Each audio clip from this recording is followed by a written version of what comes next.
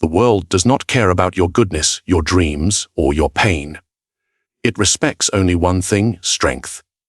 Not the strength of muscles, but the strength to detach, to strike, and to rule without hesitation. In this video, we confront a brutal truth. The world will break those who refuse to become ruthless and reward those who master the art of controlled cruelty. Imagine a world where mercy is mistaken for weakness and empathy becomes an open wound. You live in that world. Behind every smile lies a calculation, behind every favor, an interest. Civilization, as you know it, is merely a mask for predation refined by intellect. The gentle are devoured, the hesitant are forgotten, and only those who learn to wield ruthlessness, not as chaos, but as precision, ever rise above the tide. In this lecture, I, Machiavelli, will not teach you cruelty for its own sake, but the wisdom of using it as a weapon of survival and dominion. For in a world that feeds on the knave, to remain pure is to invite your own destruction. They told you that kindness is strength. That if you are good, patient, and forgiving, the world will reward you. But look around. Do you see the kind at the top? Or do you see them serving those who aren't? The world is not governed by goodness. It is governed by utility. And when your kindness ceases to be useful, it becomes a burden, one that others will eagerly place upon your shoulders. Kindness is a currency, and like any currency, it loses value when given too freely. The masses were taught to worship it, not because it uplifts them, but because it disarms them. Those in power understood this long ago. They built moral systems not to elevate the soul, but to contain it. In the courts of Renaissance Italy, princes encouraged religion, charity, and humility among their people, not from virtue, but strategy. A kind population is a controllable one. A merciful subject does not rebel. A forgiving citizen forgets injustice. But the ruler, he was taught the opposite. He was taught that mercy must serve calculation, not conscience. You've seen this pattern your entire life. The kind are applauded until they stand in the way of ambition. Then their kindness becomes ammunition, used to manipulate them, to guilt them, to silence them. Think about your own experience. How many times have you been told, be the bigger person, while the smaller one walked away victorious? How often has your empathy been exploited, not appreciated, but used? You see, most people do not want your kindness. They want your compliance dressed as virtue. They want you to hesitate when they strike. They want you to fear being called cruel. It's a perfect psychological trap. The good man fears his conscience. The powerful man commands it. The difference is not morality. It is control. History remembers kind men only when they are useful to the narrative of the strong. Jesus, praised for turning the other cheek, but crucified by those who valued power more than purity. Marcus Aurelius, the philosopher, king, wrote of virtue and restraint. Yet his empire enforced its will through legions, not kindness. Even the saints, venerated for their mercy, needed institutions of discipline to preserve their legacy. Kindness alone dies in silence. Power ensures that even mercy echoes through time. Psychologically, the kind suffer from a hidden flaw. They believe others think as they do. They assume empathy is reciprocal, but the mind of the manipulator is wired differently. It studies your compassion the way a wolf studies the gait of a lamb. If you forgive too easily, you teach others to offend without fear. If you give without measure, you teach others to take without end. And when you finally resist, they call you cruel. Do you see the elegance of the trap? Morality becomes a leash and guilt its chain. To escape, you must reframe kindness not as an instinct, but as a tool. Offer it when it strengthens your position. Withdraw it when it weakens your standing. Kindness should be deliberate, not default. This is not cynicism, it is realism. Even a lion may appear gentle when it serves his hunt, but he does not forget his claws. Modern psychology calls this strategic empathy. Understanding emotion without being ruled by it. It is how negotiators gain concessions, how leaders inspire loyalty, how manipulators maintain control. They mirror emotion, but never drown in it. They calculate compassion as an investment, not a confession. Ask yourself when you show kindness, What return does it bring? Does it elevate your influence or erode it? Does it win allies or attract parasites? The weak give kindness, hoping for peace. The strong give it to buy obedience. This is the essence of Machiavellian mercy, to appear benevolent, while ensuring every act serves your advantage. It is not cruelty to think this way. It is survival. A ruler who is always merciful invites chaos. A man who is always kind invites contempt. Balance, then, is the art. Be kind enough to disarm, but never so kind that you are disarmed. Give enough to appear generous, but never enough to be emptied. Forgive when it strengthens your reputation, not when it weakens your resolve. The world rewards not those who are good, but those who appear good while serving power. And until you understand this, your kindness will be your cage. Because the truth is simple, the world does not break the ruthless. It uses the kind to sharpen them. And the question you must answer now is this: will you continue to be the one who bleeds for others' ambitions? Or will you learn the art of kindness with teeth? There is a difference between being ruthless and being reckless. The fool destroys for pleasure. The strategist destroys with purpose. You've been taught to fear ruthlessness, to see it as cruelty, immorality, even evil. But ask yourself, who benefits from your restraint? Who profits when you hesitate to do what must be done? The answer is simple: those who wish to control you. Ruthlessness, in its pure form, is not violence. It is clarity. It is the ability to act without emotional confusion, to cut where others cling, to decide when others drown in doubt. It is not the absence of conscience, but the mastery of it. Consider Cesare Borgia, the Duke of Valentinois, a man feared across Italy, yet admired even by his enemies. When he entered a chaotic province filled with treachery, he did not beg for order. He created it. He appointed Ramiro di Orco, a cruel enforcer, to crush rebellion and punish corruption. When order was restored, Cesare had him executed and displayed in the town square. The people, horrified yet grateful, praised Cesare as merciful. That, my friend, is strategic ruthlessness. He understood a truth most never will: a single act of calculated severity prevents endless chaos born from hesitation. The ruthless act once, the merciful suffer forever. Now think of your own life. How often have you avoided confrontation, only to face the same betrayal again and again? How often have you delayed a hard decision, firing someone, ending a relationship, cutting a loss, because you feared being cruel? Each hesitation cost you more than one decisive act ever would. The psychology of the ruthless is simple. They separate feeling from function. They understand that sentiment clouds precision. Emotion makes the blade tremble. Ruthlessness, therefore, is an art of control. Over others, yes, but first over yourself. It begins with detachment. To act without pity is not to be heartless, but to see clearly what pity conceals. History rewards those who act with this clarity. Alexander the Great burned Thebes to ash to prevent rebellion, and secured the loyalty of every other Greek city. Julius Caesar crossed the Rubicon, defying the Senate not out of arrogance, but because hesitation meant death. They understood that hesitation invites defeat, and mercy shown too early becomes self-destruction. Modern life disguises this lesson beneath diplomacy and polite morality. But the game remains the same. In boardrooms, the ruthless rise. In politics, the ruthless rule. Even in love, the ruthless are admired, not because they are cruel, but because they are decisive. People crave leaders who do what others will not. They respect firmness, even when they fear it. Why? Because deep down, everyone knows the world is built on dominance and submission. And those who master the blade of decision command, those who hesitate to hold it. But remember this: ruthlessness without purpose is destruction. Purpose without ruthlessness is delusion. To be truly strategic, you must align the two. Strike only when the gain outweighs the cost.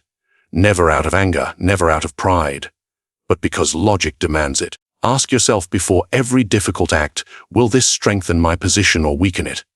If it strengthens, then act swiftly. If it weakens, endure in silence until the moment of advantage arrives. That is the discipline of the ruthless mind, patience sharpened by precision. Psychologically, Ruthlessness demands something most people never achieve: internal sovereignty. You must conquer your own emotions before you can command the emotions of others. You must silence the guilt taught by a society that rewards submission, for guilt is the whisper of those who fear your independence. When you act with strategic ruthlessness, you become unpredictable, and thus powerful. People may not love you, but they will respect you. They may speak against you, but they will not cross you. Because deep down, even the moral fear the man who is willing to do what they cannot. Think of it this way: the lion does not roar to prove strength, it roars to remind others of silence. Your ruthlessness must be the same: quiet, precise, and final. One act of decisive cruelty can bring peace to a lifetime of hesitation. One cold choice can end 1,000 emotional wars. And one controlled display of power can make others surrender without a fight. So the question is not whether you can be ruthless. It is whether you can do so strategically, because the world forgives cruelty done with purpose, but never weakness dressed as virtue. Learn to strike once, not often. Learn to appear calm, even as you destroy, and learn that mercy, to have meaning, must be preceded by fear.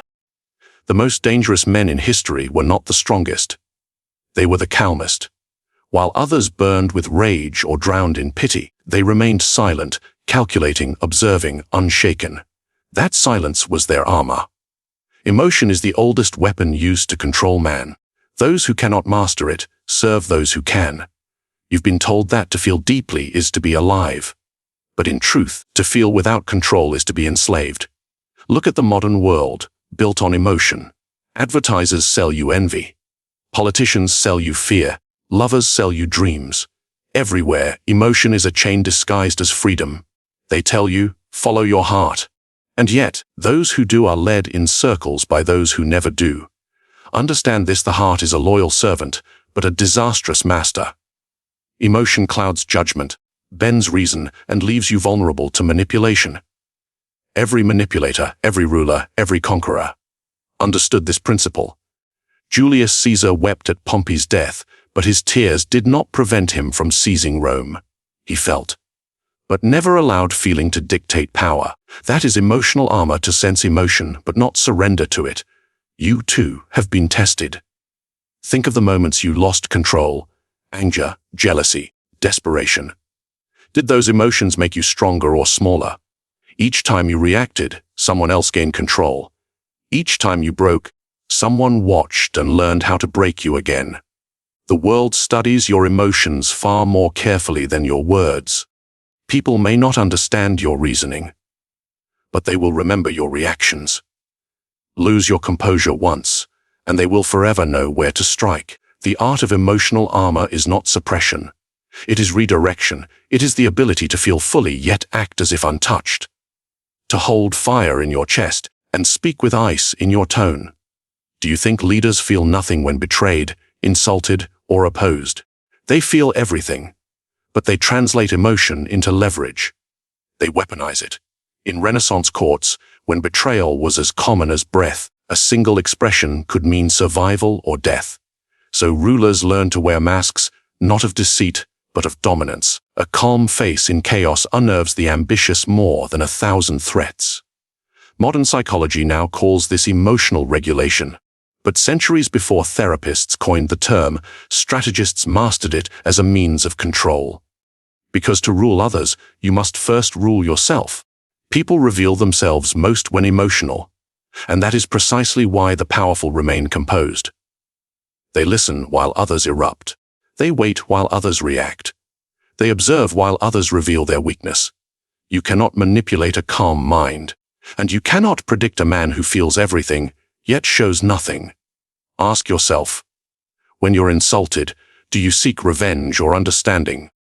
When you're rejected, do you crumble or recalibrate? When you're provoked, do you explode or evolve? Most people let the world pull their strings like puppets. The emotionally armored man cuts them one by one. This armor is not built overnight. It is forged in silence, hammered by failure, and cooled in solitude. You learn it the hard way, through heartbreak, betrayal, disappointment. Each wound teaches you how not to be wounded again. There's a reason the Stoics of old, Marcus Aurelius, Epictetus, Seneca, were revered by emperors. They understood that power without control is destruction. A ruler's wrath can lose an empire. A general's panic can lose a war. And your emotions, if ungoverned, can lose you everything. To wear emotional armor does not mean you are cold. It means your warmth is protected. You choose when to reveal it, and when to let the world see only steel. Imagine walking into a room of chaos, everyone shouting, defending, reacting, and you remain calm. They will mistake it for arrogance, for confidence, for mystery. It doesn't matter which, because in every interpretation you win. People cannot control what they cannot read. And when they cannot read you, they begin to fear you. So the next time you feel emotion boiling within, pause. Do not speak. Do not react. Observe the storm. Then act from stillness. That single act separates the ruled from the ruler. Because mastery of emotion is mastery of perception. And mastery of perception is mastery of power. The world feeds on reaction. Starve it. Let your silence confuse, your calm provoke, your restraint dominate. For the man who feels deeply but acts deliberately is a man the world cannot break. Power is not taken by the kind. It is claimed by those who see the world as it is, not as they wish it to be. The predator's mindset is not about cruelty. It is about clarity. The lion does not hate the gazelle. He hunts because nature respects the one who acts without hesitation. You live in a world of predators dressed as saints. Smiles conceal strategy. Compliments disguise competition. Beneath every polite conversation, there's a silent contest for dominance. You sense it, don't you? That tension in every human interaction. The quiet battle to be the one who decides, who influences, who commands. Most pretend it isn't there. But the predator sees it immediately. The predator's gift is not aggression. It is awareness. He studies before he strikes. He observes before he speaks. He understands that knowledge is a weapon sharper than any blade. In Renaissance courts, survival depended on this awareness. A careless word could end your life. The wise learn to read glances, tones, pauses, to sense loyalty or betrayal before it took form. That is what made the few powerful and the many expendable.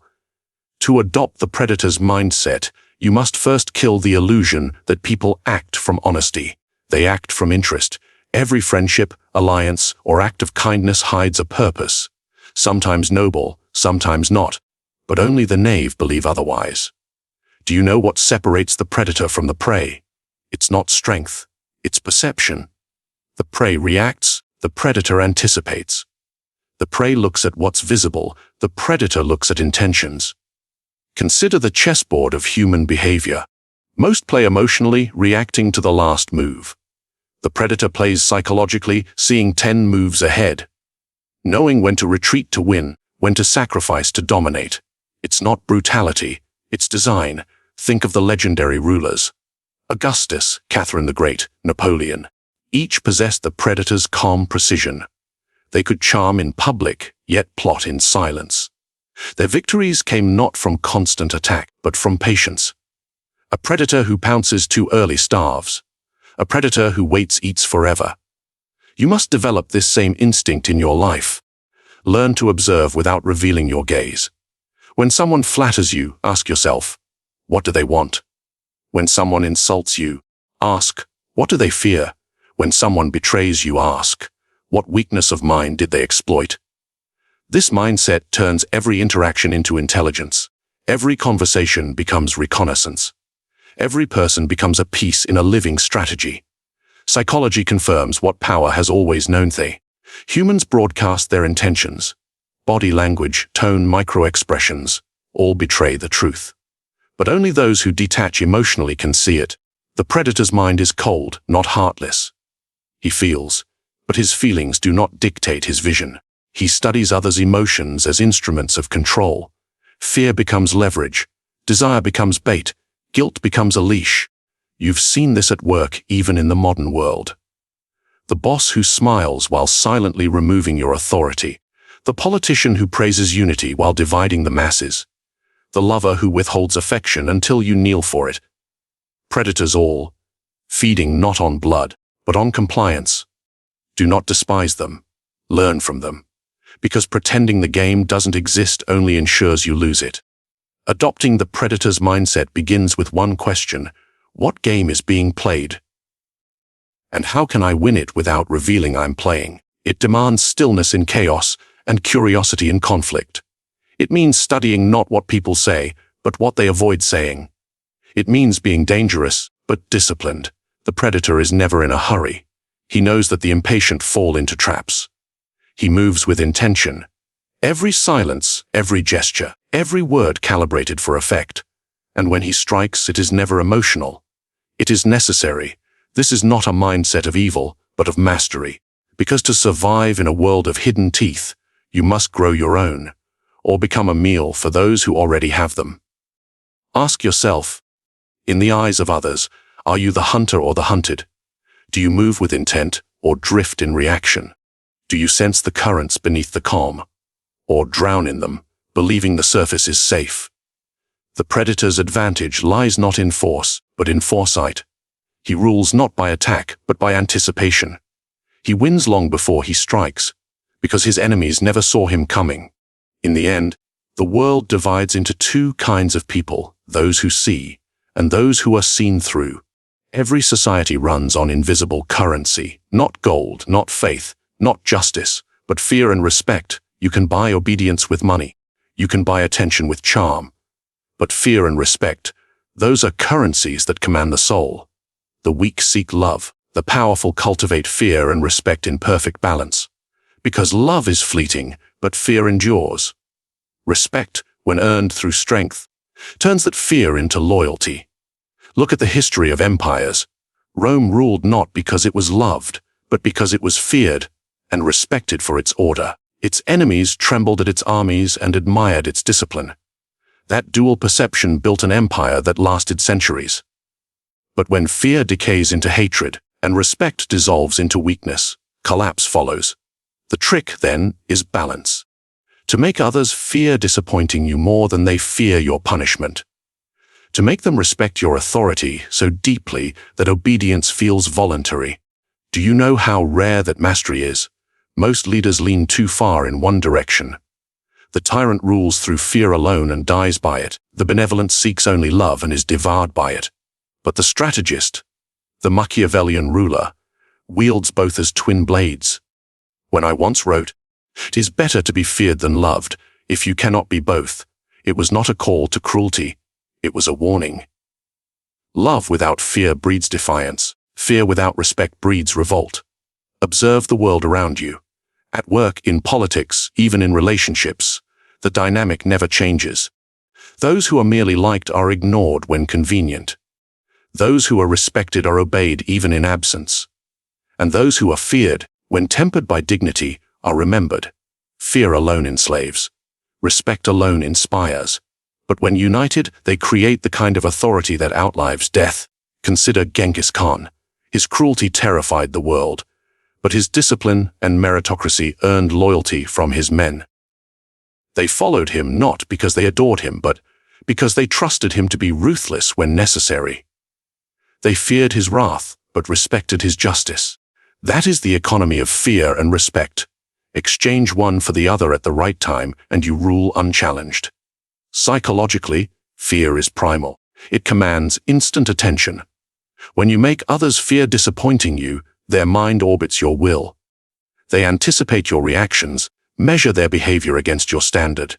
In essence, they begin to self-govern in your favor. But fear without structure is chaos. That is why respect is essential. It creates the illusion of choice. When people respect your competence, they rationalize their submission as voluntary. They tell themselves, "I follow him because he deserves it," not realizing they were conditioned to obey. This is the highest form of control, to make people believe they are free while doing exactly as you wish. Do you command fear or beg for respect? Be honest. When you enter a room, do people adjust their tone, or continue as if you don't matter? That small detail reveals your place in the invisible hierarchy. Fear makes others cautious. Respect makes them loyal. Together, they create power that does not need to shout. Modern leaders understand this psychology better than most realize. In corporate hierarchies, CEOs build respect through competence, then maintain obedience through subtle fear, fear of loss, of exclusion, of replacement. Politicians do the same. They inspire admiration publicly, but instill quiet terror privately. Every speech, every promise, every punishment, a transaction in the economy of fear and respect. Even in personal life, this principle governs silently. The partner who fears losing you respects you more. The friend who fears disappointing you values you more, and the rival who fears confronting you acknowledges your strength without a word. But remember, fear, once mismanaged, turns on its master. Overuse it, and you breed resentment. Neglect it, and you invite rebellion. The art lies in subtlety, to appear merciful, while ensuring others never forget your potential for severity.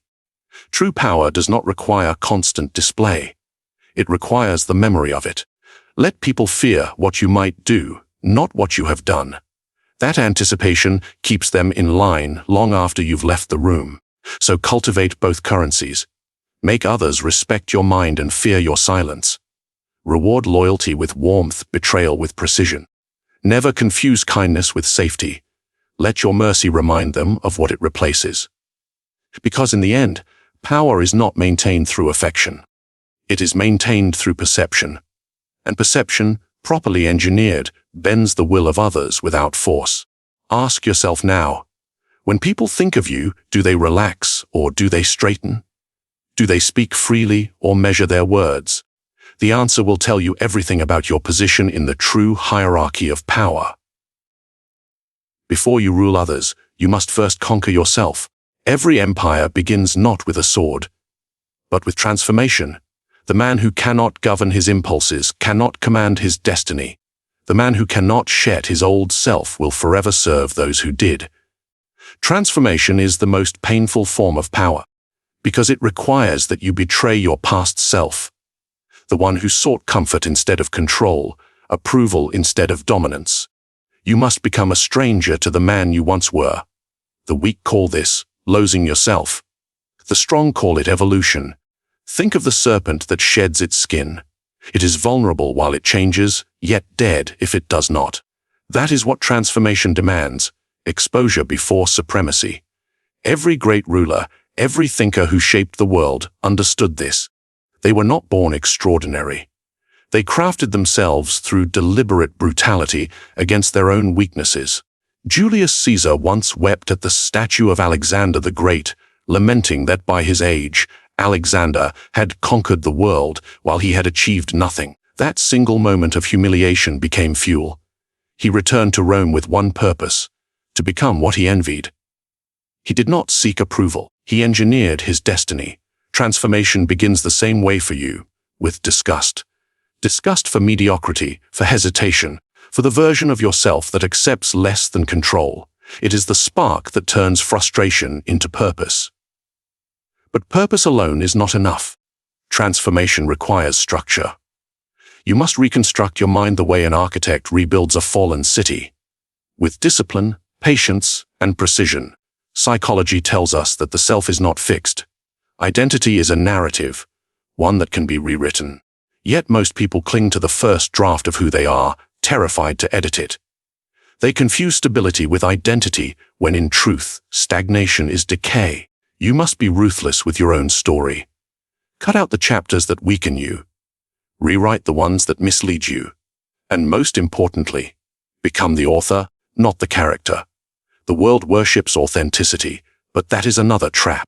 Authenticity is often the disguise of laziness, the excuse to remain unchanged. The predator does not ask if his claws are authentic. He sharpens them. So too must you sharpen yourself, until your will becomes your weapon. Transformation demands a dual nature. You must master appearance and essence, how you seem and what you are. The world judges appearance. Power operates through essence. The wise manipulate both. When you enter a room, you must decide, will you appear humble or commanding, empathetic or cold, silent or provocative. Each mask is a tool. The knave reject masks out of pride, the powerful wear them out of design. But never forget, the mask must always serve the core. If you lose the ability to remove it, you are no longer transformed. You are trapped. This is where true transformation diverges from performance. You are not pretending to be powerful. You are becoming it. By aligning your actions, habits, and thoughts into one ruthless direction.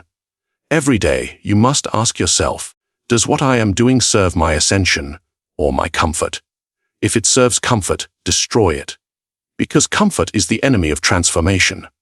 Remember, when a ruler strengthens his fortress, he invites fewer attacks. When you strengthen your mind, life attacks you less, not because it grows gentler, but because it learns that your walls no longer crumble.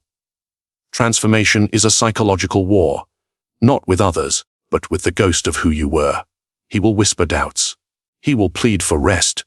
He will remind you of old wounds, old fears, old desires. And if you listen, even for a moment, you will lose the war before it begins. To win, you must starve the old self. Silence him, outgrow him, until his voice fades, replaced by the stillness of control. In time, others will notice. They will sense the change, not in your words, but in your presence. They will no longer know how to read you, and that confusion is power. For transformation is not announced, it is felt. You become the quiet force others cannot predict or resist.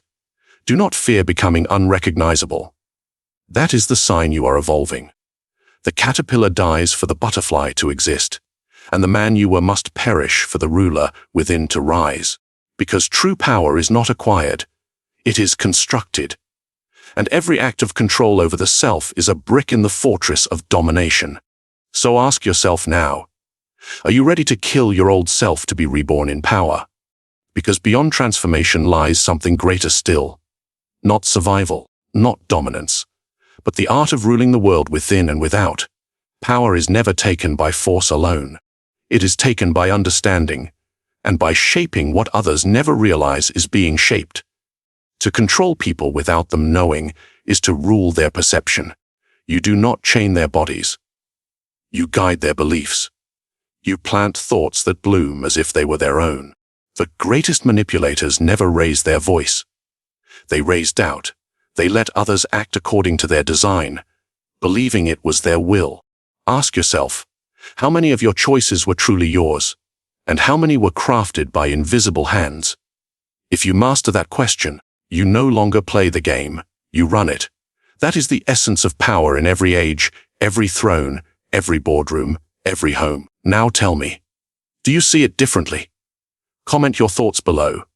Subscribe if you dare to learn the darker laws of human nature, and share this, so others may believe they chose to watch it. Because the first act of power is influence disguised as free will.